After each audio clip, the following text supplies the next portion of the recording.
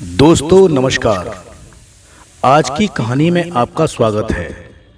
दोस्तों आज की कहानी का शीर्षक है सुख और दुख। तो दोस्तों कहानी पर चलते हैं। एक दिन गौतम बुद्ध ने एक दुखी व्यक्ति को देखा।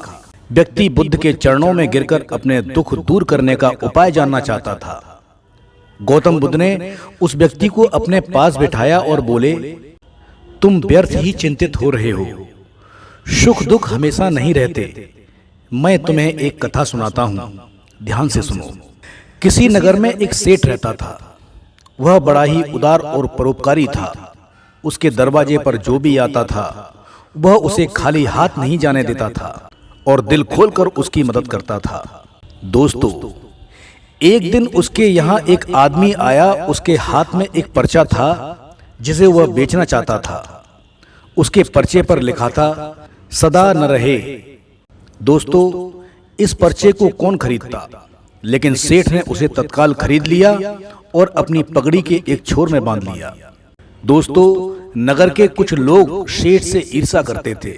उन्होंने एक दिन राजा के पास जाकर उसकी शिकायत की, जिससे राजा ने सेठ को पकड़वाकर जेल में डाल दिया। जेल में काफी दिन निकल गए। सेठ बहुत दुखी था। क्या करे उसकी समझ में कुछ नहीं आ रहा था। तो दोस्तों एक दिन अकस्मात सेठ का हाथ पगड़ी की गांठ पर पड़ गया। उसने गांठ को खोलकर पर्चा निकाला और उसे पढ़ा। पढ़ते ही उसकी आंखें खुल गईं। उसने मन ही मन कहा, अरे तो दुख किस बात का। जब सुख के दिन सदा न रहें तो दुख के दिन भी सदा न रहेंगे। दोस्तों इस विचार के आते ही वह जोर से हंस पड़ा और बहुत देर तक हंसता रहा। जब चौकीदार ने उसकी हंसी सुनी तो उसे लगा सेठ मारे दुख के पागल हो गया है। उसने राजा को खबर दी। राजा आया और उसने सेठ से पूछा, क्या बात है। दोस्तों सेठ ने राजा को सारी बात बता दी। उसने कहा, राजन आदमी दुखी क्यों होता है। सुख दुख के दिन तो सदा बदलते रहते हैं। सुख और दुख तो जीवन के दो पहलू हैं। यदि आज सुख है तो हो सकता है कल हमें दुख का मुंह भी देखना पड़े। यह सुनकर राजा को बोध हो गया। उसने सेठ को जेल से निकलवा कर उसके घर भिजवा दिया।